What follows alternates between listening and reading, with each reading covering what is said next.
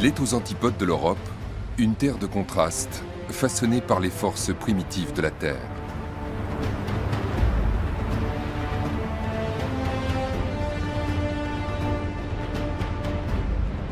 C'est la Nouvelle-Zélande. Elle réunit deux îles d'exception, encore très sauvages. Une île abrite des volcans, l'autre de hautes montagnes. Elles possèdent toutes deux une faune d'une grande richesse.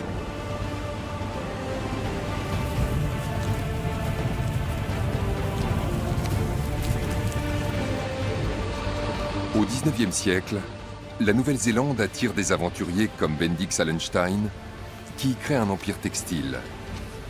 Au XXIe siècle, elle demeure l'un des plus beaux pays au monde.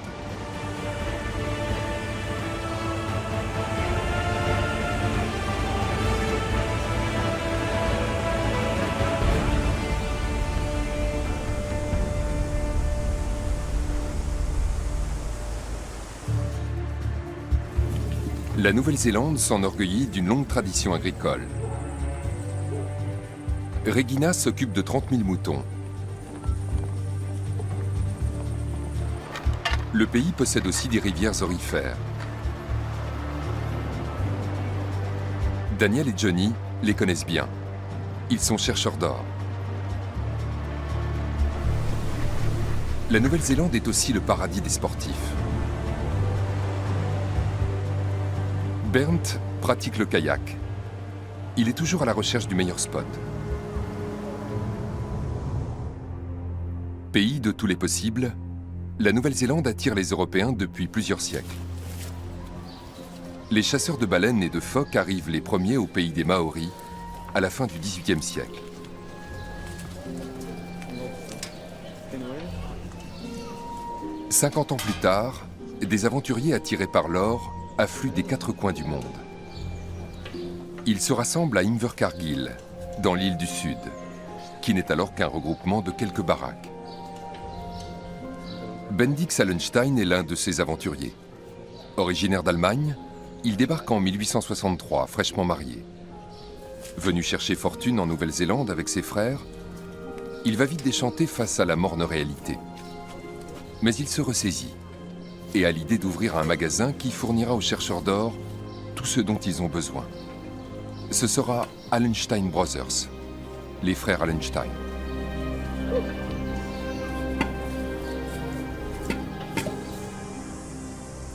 Bendix Allenstein va devoir s'habituer au climat pluvieux. Située dans l'hémisphère sud au milieu de l'océan Pacifique, la Nouvelle-Zélande bénéficie d'un climat maritime assez doux. Une grande chaîne de montagnes plissées forme la colonne vertébrale de l'île du Sud.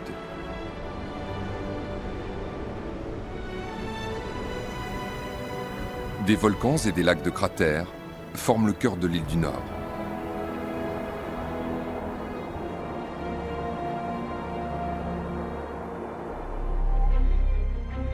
Pour rejoindre ce pays de cocagne depuis l'Europe, on franchit 12 fuseaux horaires et l'on parcourt plus de 18 000 kilomètres.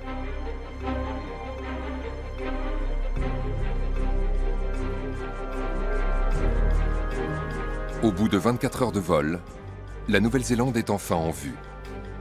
Les deux îles s'étendent sur plus de 1600 km de long et 450 de large.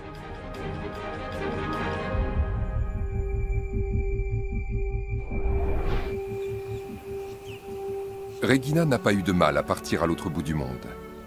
Il y a quelques années, elle est tombée amoureuse d'un éleveur de moutons et a quitté son Allemagne natale pour l'île du Sud. C'est ainsi que son aventure néo-zélandaise a commencé.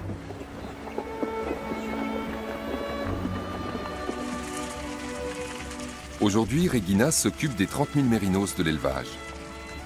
Leur laine est utilisée pour la confection de vêtements de plein air qui se vendent jusqu'en Europe.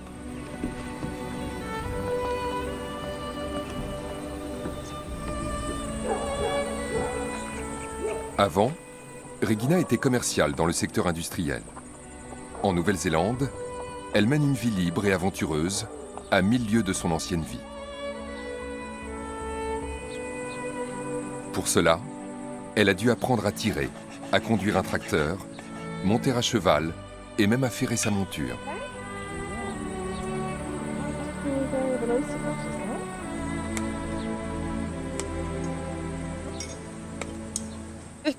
Quand je suis arrivée, je suis restée bouche bée. C'était le paradis pour moi, et ça l'est toujours. La vue est renversante, on a tout, la mer et la montagne, ça me correspond exactement. Située dans la région fertile du lac Wakatipu, la ferme du Mont-Nicolas est une exploitation familiale qui existe depuis 150 ans. Elle possède pas moins de 40 000 hectares de pâturage.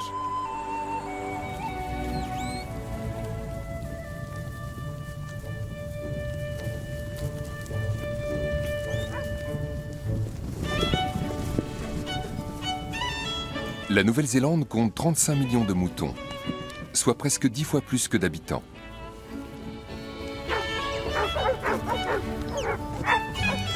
Les ovins ont été introduits par les Européens au début du 19e siècle.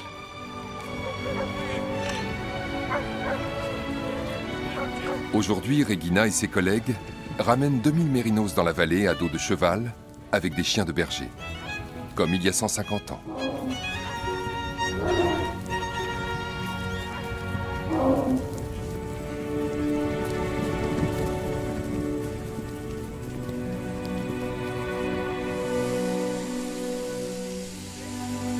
On les attend à la ferme pour la tonte.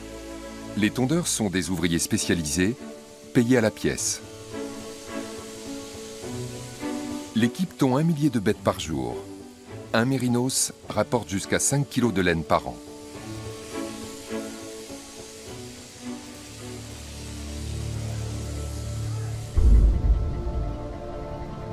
Autour de la ferme du Mont-Nicolas, le paysage est monotone, mais il offre de l'herbe à profusion pour les troupeaux de moutons et de vaches.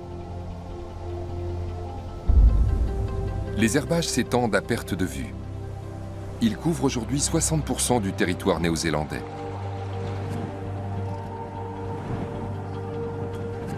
La végétation néo-zélandaise était très différente avant l'arrivée de l'homme. À la place des prairies s'étendait une vaste forêt. Elle couvrait 85% du territoire. Le déboisement a commencé avec les ancêtres des Maoris, les premiers colons venus de Polynésie vers 1300. Ils utilisaient le bois pour leurs maisons et leurs bateaux. Plus tard, les Européens ont accentué le déboisement. En 1850, la forêt était déjà très clairsemée. Ensuite, l'homme a continué de défricher pour les besoins de l'agriculture. Aujourd'hui, les arbres typiques de Nouvelle-Zélande ne se voient plus que dans quelques régions. Les dernières forêts sont protégées. Les grands arbres kauri peuvent vivre un millénaire. Le plus célèbre d'entre eux est appelé le Seigneur de la forêt par les Maoris.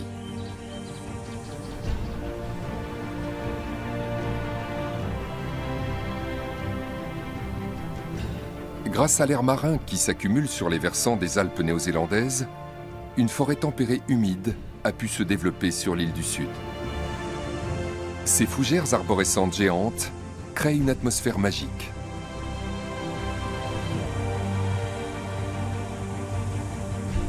Dans le monde entier, des millions de spectateurs sont tombés sous le charme de cette forêt en suivant les aventures des hobbits dans la Terre du Milieu.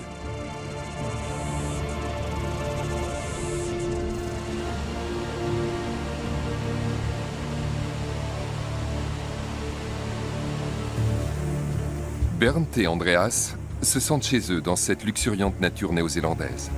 Ces deux amateurs de kayak d'eau vive vivent leurs rêves. Ils ont fait le tour du monde pour découvrir le meilleur spot. Et c'est ici qu'ils l'ont trouvé.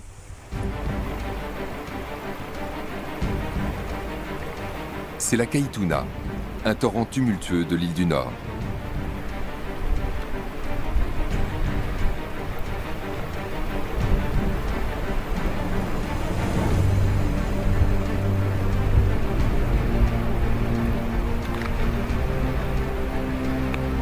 Ils y vont tous les jours.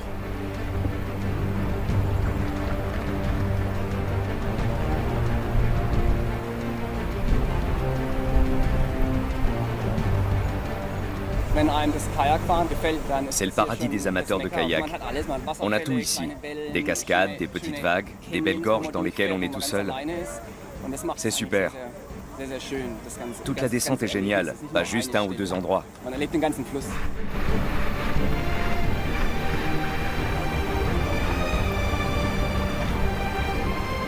À l'origine, le kayak était un bateau rapide et maniable, utilisé par les chasseurs inuits de l'Arctique. C'est devenu un sport à partir du 19e siècle.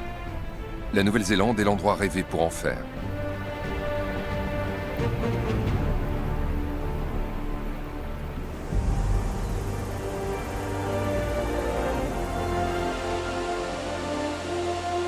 Le pays possède plus d'1 millier de cours d'eau. On y trouve aussi des cascades de plusieurs centaines de mètres de haut. Les plus hautes se trouvent dans le Fiordland, à la pointe méridionale de l'île du Sud.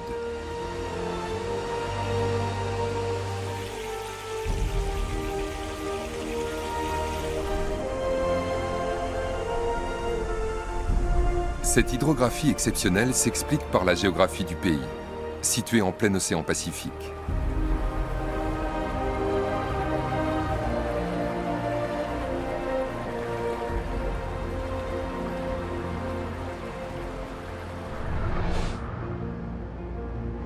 Les vents d'ouest apportent des masses d'air marin froid et chargé d'humidité dans les montagnes de l'île du Sud, où les nuages se déchargent.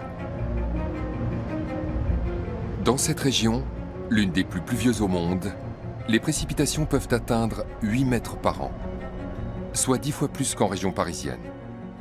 L'eau de pluie ruisselle et alimente les innombrables cours d'eau.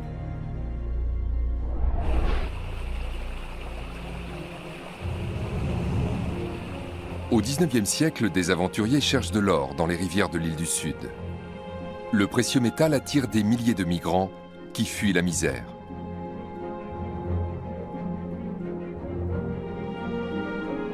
Certains découvrent des pépites. Et à partir de 1861, c'est la ruée vers l'or. Les villages sortent de terre comme des champignons. La demande d'articles courants et d'ustensiles en tout genre augmente.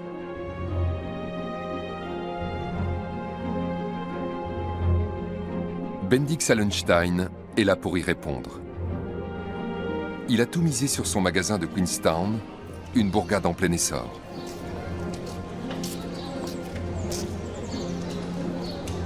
Elle compte 10 000 habitants dès les années 1860, mais possède peu de commerce. Bonjour mesdames. Bonjour. Messieurs, dames.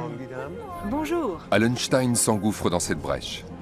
Il vend des vêtements, du tissu, du mobilier, des matériaux de construction, mais aussi du parfum et des médicaments. Bientôt, tout Queenstown se fournit chez lui. Sa fortune est faite. Mais la ruée vers l'or va-t-elle durer ?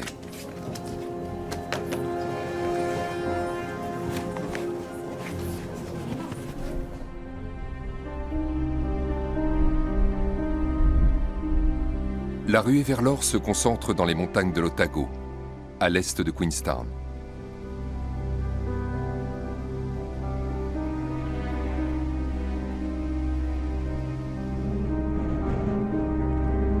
Mais elle ne dure que quelques années.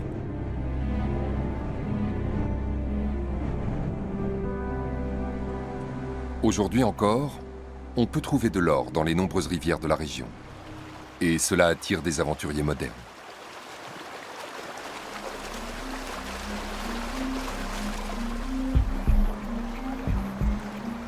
Daniel et Johnny pensent que le pôle Noonburn contient le précieux métal.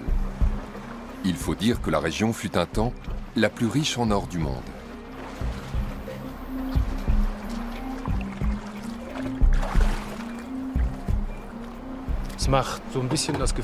On a une sensation de liberté et d'aventure. On travaille à deux et on cherche de l'or sur notre propre concession. On ne sait jamais à l'avance si on va vraiment trouver quelque chose ou pas. Il y a une grande part de chance.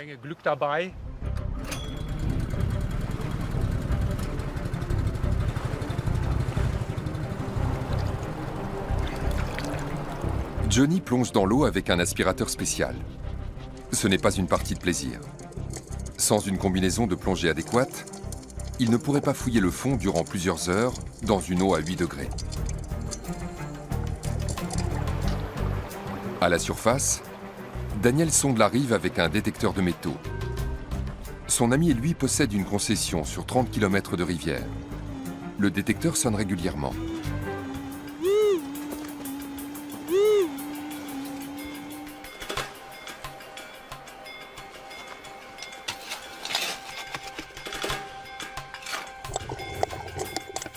Sous l'eau, Johnny casse les sédiments avec un marteau. Pas de risque que l'or lui échappe. Le métal jaune est beaucoup plus lourd que la roche, et il reste au fond.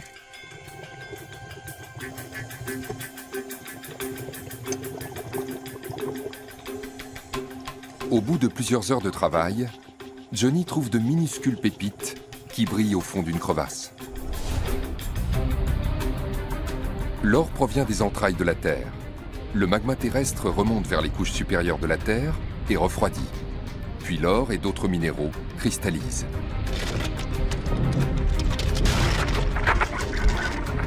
Après plusieurs millions d'années, les filons d'or affleurent à la surface de la Terre. Le courant arrache des morceaux du précieux métal qui se brisent à l'infini et finissent par se déposer, généralement dans les coudes des rivières.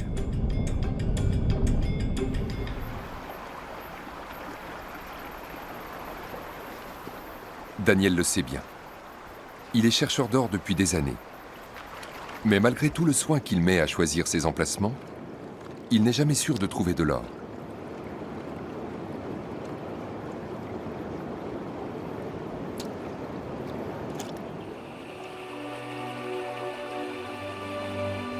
Lui et son compère travaillent dans un site magnifique, au pied des Alpes néo-zélandaises.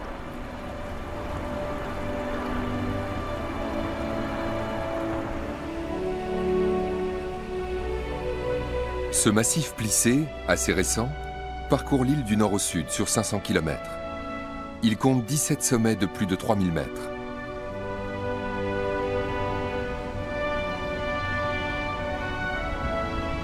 La Nouvelle-Zélande connaît depuis longtemps la valeur de ses espaces naturels. 10% de son territoire sont des zones naturelles protégées et elle compte 14 parcs nationaux.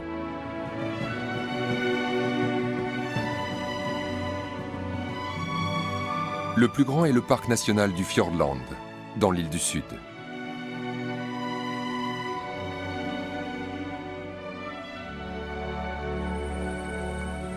La ferme du Mont-Nicolas n'est pas loin.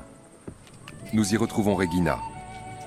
Elle accueille des touristes dans sa ferme auxquels elle sert des repas préparés avec les légumes de son potager.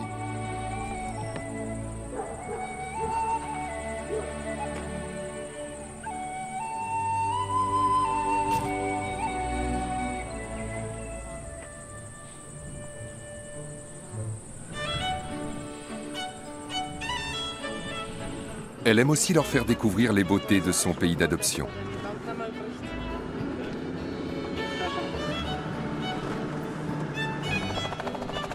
Pour rejoindre les régions les plus reculées, l'hélicoptère est le seul moyen de transport.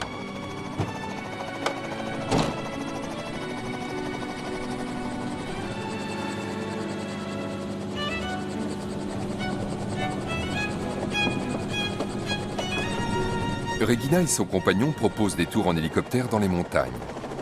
Dave est passionné d'aviation.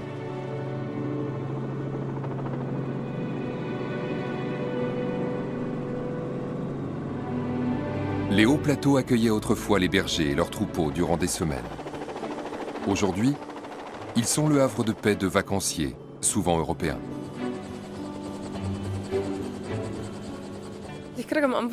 Je vois tout de suite s'ils sont stressés. Dans ce cas, je les emmène dans des endroits déserts où il n'y a aucun bruit et où les portables ne passent pas. Au bout d'un jour ou deux, ils sont parfaitement détendus et heureux. La Nouvelle-Zélande accueille plus de 2,5 millions de touristes par an. Le pays a l'ambition de devenir la première destination de tourisme vert au monde. Regina s'inscrit dans ce mouvement.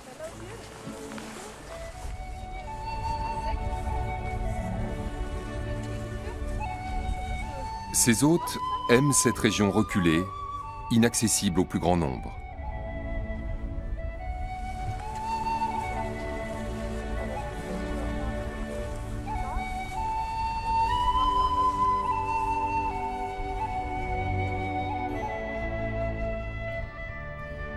Au XIXe siècle, Bendik Sallenstein offre lui aussi un bout de nature à ses concitoyens. Au bord du lac Wakatipu, il aménage les jardins de Queenstown, un magnifique jardin botanique à l'européenne qui continue d'attirer les foules au XXIe siècle. Les années ont passé, mais la chance continue de lui sourire. C'est désormais un homme d'affaires renommé qui possède des magasins dans toute l'île du Sud. Chers habitants de Queenstown. Il est élu maire de Queenstown en 1869. Il va profiter de sa position pour nouer de nouveaux contacts et développer ses affaires, car il a un nouveau projet. Nous voyons sous nos yeux les réalisations dont nous sommes capables, nous, les bâtisseurs. Levons nos verres à la Nouvelle-Zélande. Il veut ouvrir sa propre usine pour fabriquer lui-même les vêtements qu'il vend dans ses magasins.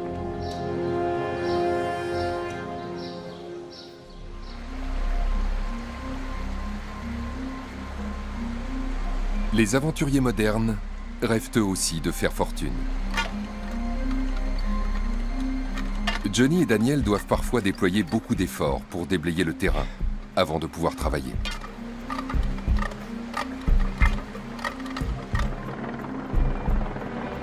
Pour eux, la logistique est un vrai défi. Le ravitaillement arrive par voie aérienne.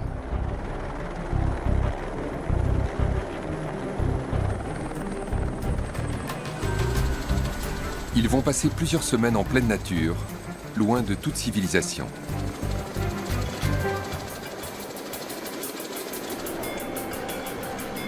Ils attendaient la livraison de carburant avec impatience pour poursuivre le travail. Ils viennent en effet de découvrir un filon d'or très prometteur.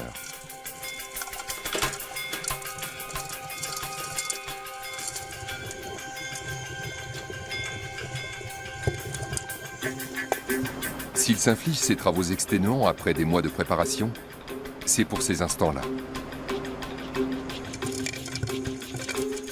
L'or qu'ils ont trouvé dans une crevasse, au fond du pôle Noonburn. Sous l'eau, Johnny fouille les sédiments avec frénésie. D'autres pépites apparaissent.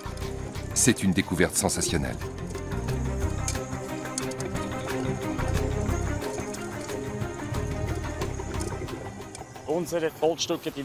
Chaque pépite qu'on remonte est une pièce unique. Chacune a son histoire. Et qu'on les trouvait toutes seules ou avec d'autres pépites dans une crevasse, elles représentent beaucoup de travail.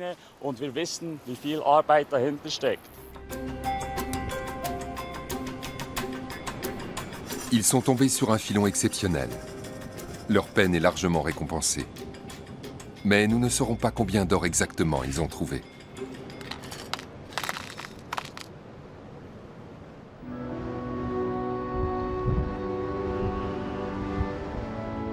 Nous quittons l'île du Sud pour celle du Nord. Elle possède en son centre d'immenses volcans, dont 3 sont en activité. Il y a 26 000 ans, une gigantesque explosion a secoué l'île du Nord. Il s'agissait de l'éruption du Taupo, un supervolcan âgé d'environ 300 000 ans. La chambre magmatique s'est effondrée, créant ainsi un cratère de 500 mètres de profondeur. Le cratère s'est empli d'eau au fil des millénaires. Aujourd'hui, il forme le lac Taupo, d'une superficie de 662 km². C'est le plus grand lac de Nouvelle-Zélande. Les volcans représentent une menace pour les 4,5 millions de Néo-Zélandais. Mais ils sont aussi une richesse. 16% de l'électricité néo-zélandaise proviennent en effet de centrales géothermiques. C'est unique au monde.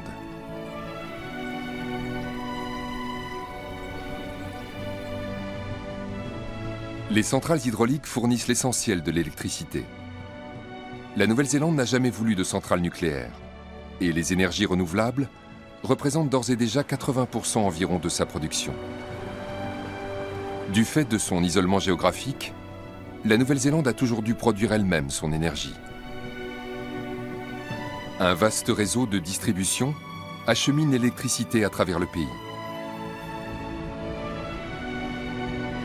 Un tiers de la production énergétique de l'île du Sud est absorbée par l'une des plus grandes usines néo-zélandaises, une fonderie d'aluminium qui vend son métal dans le monde entier. Le tourisme et l'agriculture sont les deux autres grands secteurs d'activité de la Nouvelle-Zélande. La viticulture en particulier s'est beaucoup développée ces dernières années car le climat est excellent pour les vignes. Kai a cherché le vignoble idéal dans le monde entier. C'est en Nouvelle-Zélande qu'il l'a trouvé. Depuis 16 ans, il cultive avec Marion, sa compagne, du merlot, du syrah et surtout du pinot noir dans la vallée de Wairarapa.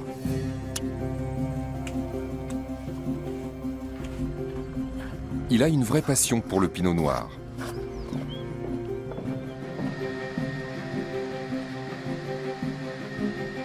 Formé en Europe, ce viticulteur bichonne sa production et utilise des méthodes ultramodernes.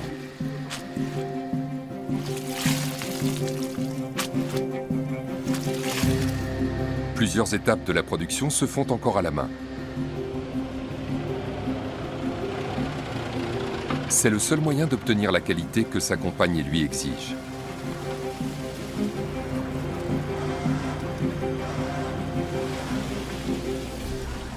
En fait, nous sommes un vignoble européen, sauf que notre domaine est en Nouvelle-Zélande. En Europe, on n'aurait pas pu acheter un bon vignoble. Soit les propriétaires ne veulent pas s'en défaire, soit ils les vendent trop cher pour nous. Alors qu'en Nouvelle-Zélande, on a pu trouver un sol et un climat favorable pour réaliser notre rêve. Kai et Marion font vieillir leur vin dans des tonneaux en chêne fabriqués en France. Ils cherchent sans cesse à l'améliorer, et le résultat est là. Leur pinot noir en particulier est primé et se vend dans le monde entier.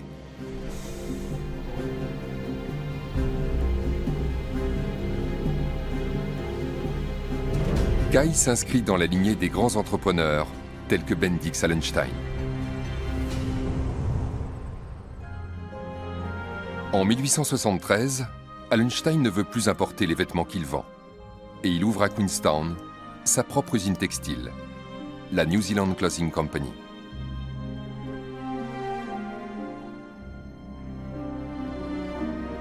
Mais l'usine est trop grande, les charges fixes trop élevées, et la production se vend mal.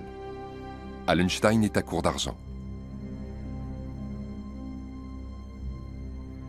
Alarmé par ces mauvaises nouvelles, ses frères organisent une réunion de crise avec lui.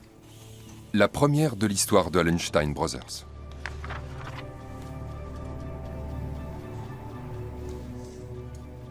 Bendix leur avoue tout. Non seulement les ventes stagnent, mais en plus les clients n'honorent pas leurs dettes. Ses réserves sont épuisées et les banques lui demandent de rembourser ses emprunts. Il me faut d'urgence une nouvelle stratégie pour l'usine. Or, j'ai les mains liées, je ne peux rien faire. À cause de Allenstein frères. Sur la productivité de l'usine, il n'y a rien à redire. Mais tu manques de souplesse. Après des heures de discussion, les frères décident de se défaire de l'usine. Mais cela suffira-t-il à empêcher leur faillite? Nous sommes des Allenstein, nous n'abandonnerons pas. Le dos au mur, Bendix a une idée qui va sauver son entreprise. Fini les créances qui ne sont jamais honorées. Dorénavant, les clients devront payer comptant. Et pour les attirer dans ses magasins, il proposera des promotions. Sa nouvelle stratégie est résolument moderne.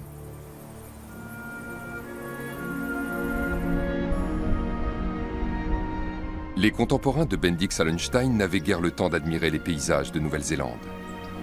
Le pays était encore sauvage et ils avaient tout à construire. Des villes, des routes, des lignes de chemin de fer. Personne ne se souciait de la nature. Mais les choses ont bien changé, puisqu'aujourd'hui la Nouvelle-Zélande est un modèle en matière de protection de l'environnement. Les otaries ont failli disparaître à la fin du 19e siècle. Leur fourrure se vendait à prix d'or à l'étranger. Les méfaits de ce commerce se sont vite fait sentir. Mais grâce à l'interdiction de chasse promulguée en 1894, la population a augmenté. Et aujourd'hui, entre 50 et 60 000 otaries vivent sur les côtes néo-zélandaises.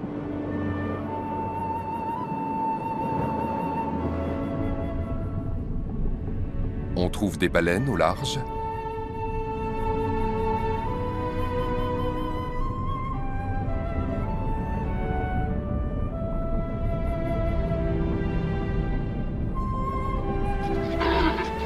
des lions de mer de Nouvelle-Zélande sur les côtes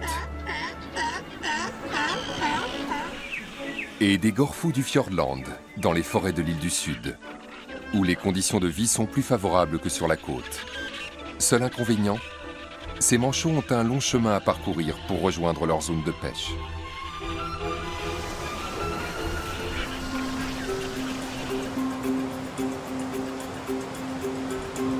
Nous retrouvons Andreas et Bernd, les deux mordus de sport d'eau.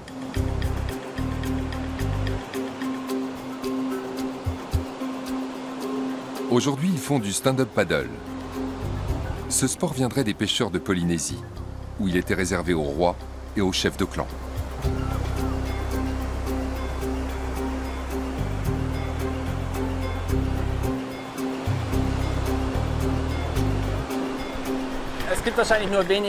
Il y a peu d'endroits au monde où on peut skier le matin, surfer l'après-midi et descendre une rivière le soir. Ici, on a tout sous la main. Quand la vague est bonne et que tout va bien, c'est comme si quelqu'un vous donnait une petite poussée et hop, on glisse. C'est génial.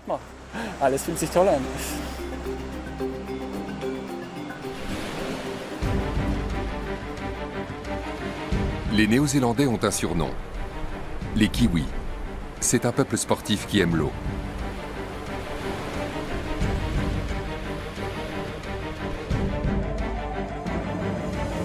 Le pays offre aussi des défis extrêmes pour alpinistes aguerris. Le Néo-Zélandais le plus célèbre s'appelle Edmund Hillary. Il s'est entraîné dans ces montagnes avant de devenir le premier homme à gravir l'Everest en 1953.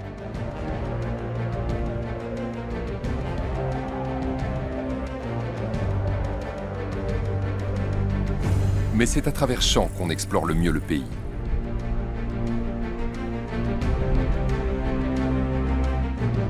Des Néo-Zélandais ont inventé le saut à l'élastique à la fin des années 1980. C'est un sport réservé aux amateurs de sensations fortes, comme le rafting. La Nouvelle-Zélande est une terre d'aventure pour tous les accros à l'adrénaline.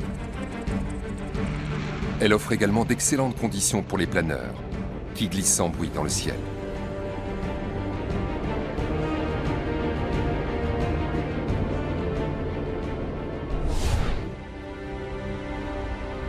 L'île du Sud est située dans les 40e rugissants, une zone ainsi nommée en raison de ses vents violents.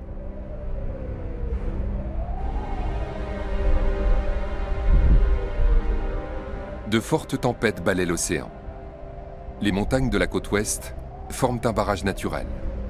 Sur le versant abrité, les courants ascendants thermiques sont idéaux pour tous les sports aériens.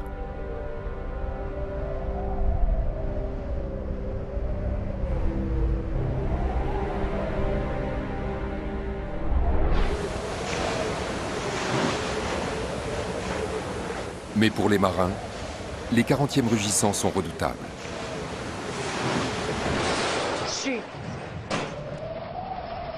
Les navires en détresse sont nombreux dans cette zone.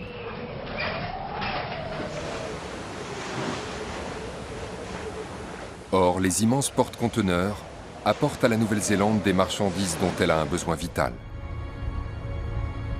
En raison de son isolement géographique, elle est très dépendante du commerce maritime. Auckland, dans l'île du Nord, est son principal port international. Cette situation particulière a toujours représenté un défi pour les entreprises néo-zélandaises. Au moment où l'aventure néo-zélandaise de Bendix Allenstein menace de tourner court, l'entrepreneur joue de nouveau le tout pour le tout et modernise son usine. Et cela marche. Le spectre de la faillite s'éloigne.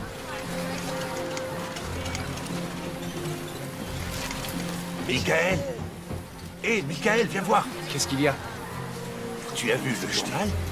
Ils disent qu'avec notre usine, nous avons apporté une contribution qui est absolument remarquable au développement de l'industrie manufacturière néo-zélandaise. Bendix Allenstein fabrique des vêtements de meilleure qualité que ceux de la concurrence. Les ventes décollent et il ouvre plusieurs boutiques. C'est aussi un patron soucieux des conditions de travail de ses salariés. Tous les après-midi, il offre le thé aux ouvrières. Mais surtout, de grandes fenêtres apportent de la lumière et de l'air frais dans l'atelier. C'est une innovation à l'époque. Les ouvrières sont contentes et travaillent mieux.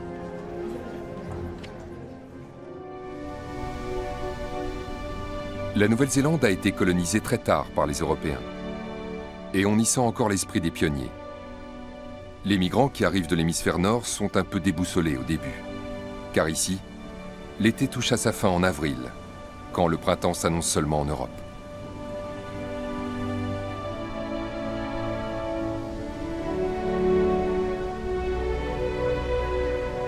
Nous retournons encore une fois à la ferme du Mont-Nicolas, où l'automne déploie ses couleurs. Il y a beaucoup de travaux à faire à cette saison.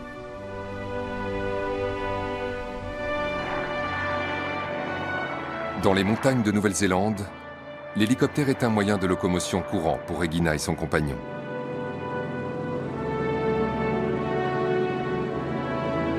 Ils inspectent leur immense domaine à la recherche des clôtures à réparer avant l'hiver.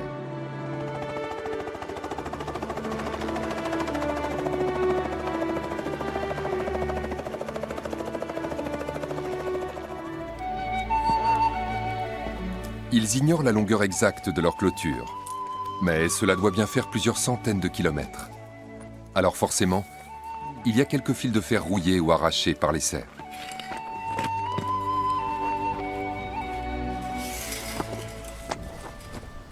Le cerf a été introduit en Nouvelle-Zélande par des chasseurs européens. À l'instar des autres mammifères, il n'a pas de prédateur naturel dans ces îles, et il prolifère, détruisant la flore indigène et les clôtures. Pour les agriculteurs, c'est un fléau.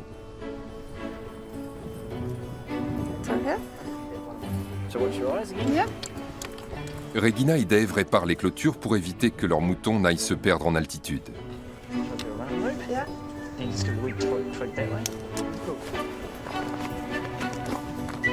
À l'automne, Regina et Dave tombent parfois sur des moutons à l'épaisse toison. Ce sont des bêtes qui ont échappé à la tonte pendant 2 ou 3 ans, soit parce qu'elles s'étaient cachées, soit parce qu'on les a oubliées.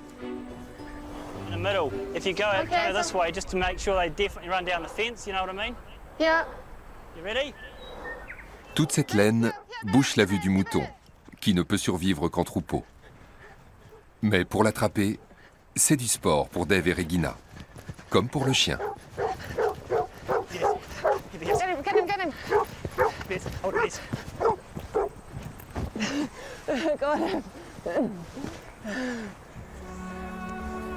Un mouton mérinos donne généralement 5 kilos de laine. Celui-ci en a 2 ou 3 fois plus sur le dos. Cela représente une belle somme d'argent qu'il n'est pas question de laisser échapper.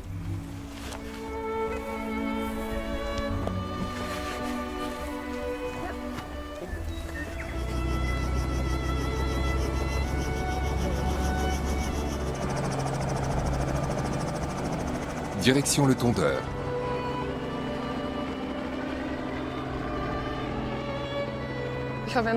Avant, je travaillais dans un bureau.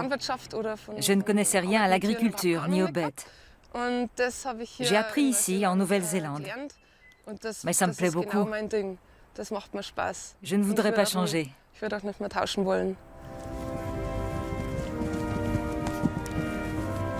Aventure, liberté et travail physique.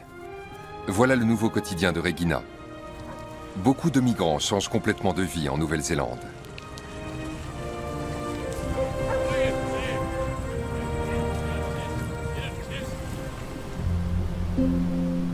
Bendix Allenstein est resté fidèle à son pays d'adoption jusqu'à la fin de sa vie.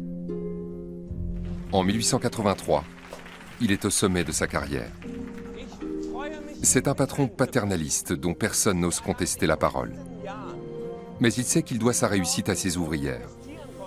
Et c'est l'un des rares entrepreneurs à refuser ce qu'on appellerait aujourd'hui le dumping social. Nous continuerons à nous battre contre la politique du moins-disant. Je préfère cesser l'activité de l'entreprise que faire des affaires en pratiquant des salaires de misère. Je le dis haut et fort. Il est absolument exclu que je m'enrichisse aux dépens d'autrui. Bendix Allenstein a quitté l'Allemagne pour tenter sa chance à l'autre bout du monde. Après des débuts aventureux à l'époque de la ruée vers l'or, il a réussi à bâtir une famille et une fortune. 150 ans plus tard, une quarantaine de boutiques réparties dans tout le pays continuent d'arborer son nom.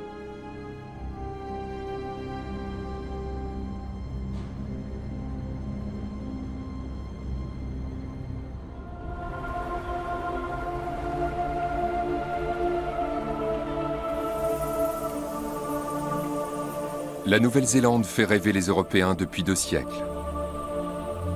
Elle leur donne envie de partir à l'aventure, d'explorer des territoires vierges où tout reste encore à découvrir. Elle leur donne envie de changer de vie. Ce rêve, certains l'ont déjà réalisé.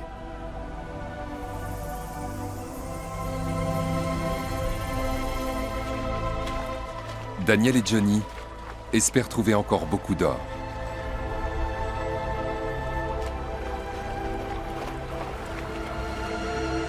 Bernd veut relever de nouveaux défis sportifs dans les zones néo-zélandaises. Quant à Regina, elle cultive son jardin dans cette nature généreuse. Ces hommes et ces femmes ont découvert et aimé le pays des grands nuages blancs.